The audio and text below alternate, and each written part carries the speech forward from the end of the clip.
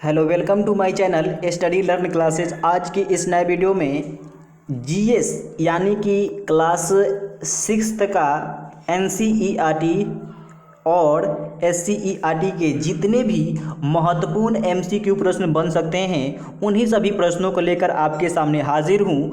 इससे पहले यदि आप भोजन कहाँ से आता है इसके फर्स्ट वाले चैप्टर को संपूर्ण नोट्स का अध्ययन नहीं किए हैं तो प्लेलिस्ट में वीडियो है, जाइए एक बार आवश्यक देखिए। उसके बाद यह 15 क्वेश्चन बनाने का प्रयास कीजिएगा। मुझे आशा है आप 15 में 15 बना सकेंगे। थोड़ा क्वेश्चन का लेवल थोड़ा हाई है, आइए इसको देखते हैं बारी बारी से। इसमें हमारा 1 नंबर प्रश्न है, आलू परिवर्तित रूप है। आलू परिवर्तित रूप है, ऑप्शन ए में है जड़ का, बी में है तना का, सी में है फूल का और डी में है फल का और ई में दिया गया है उपयुक्त में से एक से अधिक, उपयुक्त में से कोई नहीं। तो आलू जो है एक तना का भाग है। आलू क्या है? तना का भाग है। ऑप्शन नंबर बी इसका करेक्ट हो जाएगा। अगला प्रश्न हमारा है 2 नंबर कि सही कथन का चयन करें। इससे पहले आपसे एक छोटी सी रिक्वेस्ट है कि यदि आप हमारे चैनल पर पहली बार विजिट किए हैं तो चैनल को सब्सक्राइब कर लीजिए, क्योंकि एससीईआरटी और एनसीईआरटी के सभी वीडियो आपको ज़रूर आवश्यक मिलेंगे। तो इसमें हमारा 2 नंबर प्रश्न है, सही कथन का चयन करें। भोजन से शरीर को ऊर्जा प्राप्त होती है। ये हमारा क्या है? करेक्ट है कि भोजन से हमें शरीर को क्या होता है? ऊर्जा की प्राप्ति होती है। मनुष्य एवं तिलचट्टा सर्वाहारी जंतु है, यह भी सही है। आलू और प्याज जड़ें हैं, ये गलत है। डी में दिया गया है उपयुक्त में से एक से अधिक, उपयुक्त में से कोई नहीं। तो ऑप्शन नंबर डी हमारा करेक्ट हो जाएगा। क्यों? क्योंकि ए और बी दोनों हमारा सही है।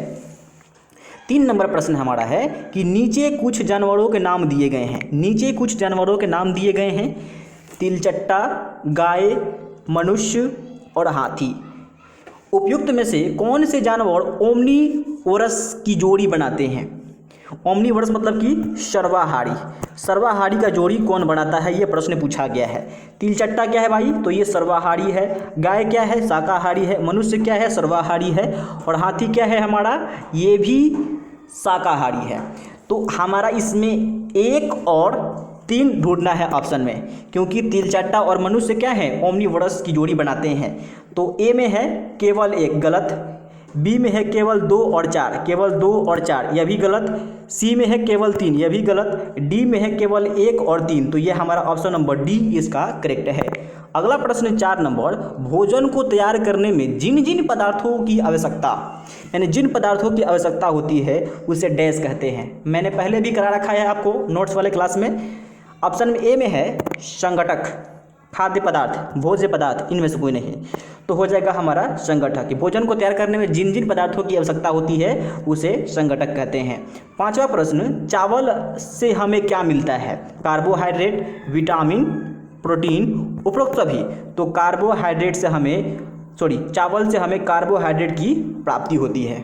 अगला प्रश्न हमारा है, मधुमक्खी किससे शहद बनाती है? मधुमक्खी किससे शहद बनाती है? कली से, पराग से, मकरंद से, पंखुड़िया से, उपरोक्त में से एक से अधिक सही या उपरोक्त में से कोई नहीं। तो इसका राइट आंसर हो जाएगा हमारा मकरंद से जो है शहद बनाती है, इन्वेटेज एंजाइम की सहायता से। अगला हमारा है, नीचे कुछ पौधे के उत्पाद दिए गए हैं। नीचे कुछ पौधे के उत्पाद दिए गए हैं, गन्ना, आलू, गाजर, प्याज। उपरोक्त में से कौन सा तना का भाग नहीं है? नहीं पूछ रहा है। तो इसमें दिया गया है केवल 1 और 3, केवल 1 और 3। तो सबसे पहले समझ लेते हैं इसको। गन्ना जो है हमारा ये तना का भाग है, आलू भी तना का भाग है और प्याज भी तना का भाग है। बच गया ऑप्शन केवल हमारा 3 जो है ये गाजर। गाजर को हम लोग जड़ के रूप में खाते हैं। तो पूछ रहा है कौन तना का भाग नहीं है? तो इसमें देखिए केवल 1 और 3, ये जो है सही है, यह भी गलत है। केवल 1 2 3, केवल 1 2 3, यह भी गलत। यहाँ पे गलती से सेट हो गया है, यहाँ पे केवल 3 होना चाहिए, तब ना हम मारेंगे सही, क्योंकि इसमें है डी में केवल 3 और 4। तो 3 और 4 ये भी गलती है। ये केवल हमारा है, तो इसमें केवल केवल ये हो जाएगा केवल 3। तो यहाँ पे गलती से 2 लिखा गया है, इसको आप समझिएगा 3 है। अगला प्रश्न है, खाद्य पौधे की सूची नीचे दी गई है। 1 नंबर में देखते हैं, केला है, बैगन है, गन्ना है, सरसों है।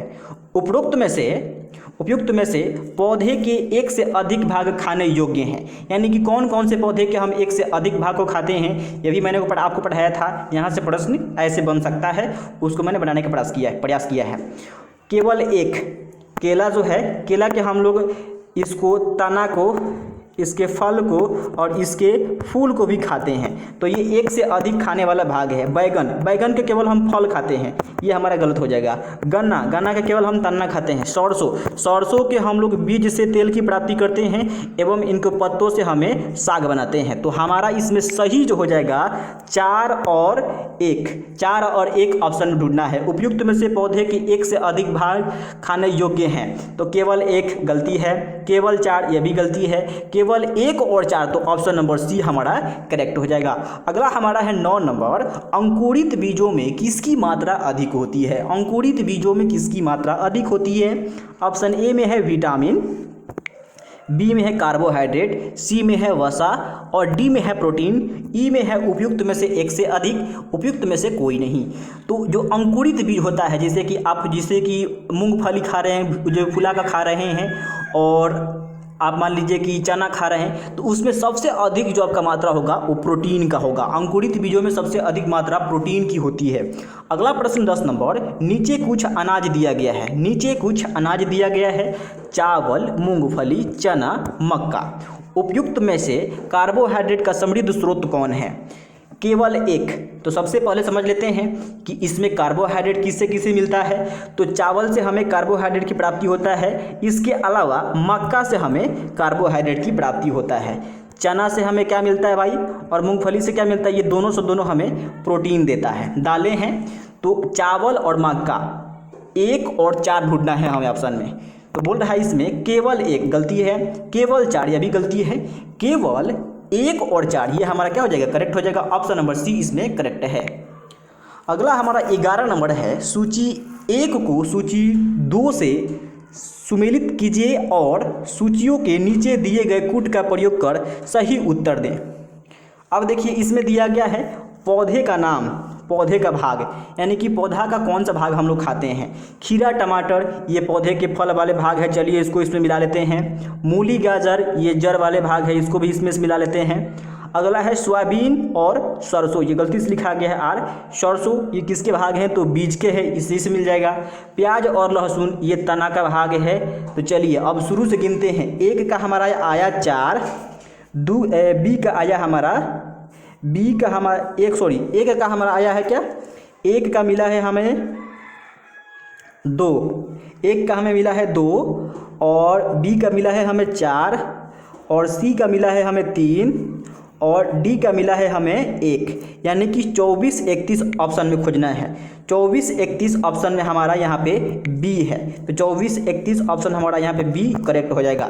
अगला प्रश्न हमारा है कि मधुमक्खी का पालन क्या कहलाता है। मैंने पोल में भी कराया था इसको कि मधुमक्खी का पालन आपका एपी कल्चर कहलाता है। सेरीकल्चर किसे कहते हैं? पीसी कल्चर किसे कहते हैं? तो सेरीकल्चर इसको समझ लेते हैं, पीसी कल्चर इसको समझ लेते हैं। तो पीसी कल्चर होता है मछलियों का पालन, मछली का पालन क्या कहलाता है? पीसी कल्चर कहलाता है। सेरीकल्चर मतलब कि रेशम कीट का पालन करना सेरीकल्चर कहलाता है। तो इसका जो राइट आंसर हो जाएगा हमारा एपी कल्चर हो जाएगा। अगला प्रश्न, कलम 1 को कलम 2 से सुमेलित कीजिए और नीचे दिए गए कूट का प्रयोग कर सही उत्तर चुने। अब देखिए इसमें हमारा ए बी सी डी दिया गया है, इधर दिया गया है 1 2 3 करके। तो इसको पहले मिलान करेंगे हम। शाकाहारी उसे बोलते हैं जो पादप उत्पाद को खाते हैं, पादप उत्पाद को खाते हैं। तो इसमें खोजिए पादप एवं पादप उत्पाद को खाते हैं, इसको इससे मिलाएंगे। शेर और बाघ केवल मांस खाते हैं, मांसाहारी जंतु हैं, तो इसको मिलाएंगे हम यहाँ से। दूध, अंडा, मांस ये जंतु उत्पाद है, दूध, अंडा, मांस ये जंतु उत्पाद है। शहद क्या है? तो मधुमक्खी के छत्ते से प्राप्त होता है शहद। अब देखिए 1 से अगर मिलाना शुरू करें तो 1 का हो जाएगा हमारा 4, और बी का हो जा रहा है हमारा 1, और सी का हो जा रहा है हमारा 2, और डी का हो जा रहा है हमारा 3। यानी कि 41 23 ऑप्शन में खोजेंगे कि 41 23 कहाँ है, तो यहाँ पे डी में है, तो हमारा इसका राइट आंसर डी हो जाएगा। अगला प्रश्न हमारा है कि निम्नलिखित में से कौन शाकाहारी की श्रेणी में आता है? कौन शाकाहारी की श्रेणी में आता है? केवल 1 नंबर में है, केवल जो केवल पादप उत्पाद को खाते हैं, जो केवल पादप उत्पाद को खाते हैं, जो केवल मांस खाते हैं, जो पादप और जंतु को खाते हैं, उपयुक्त में से एक से अधिक, उपयुक्त में से कोई नहीं।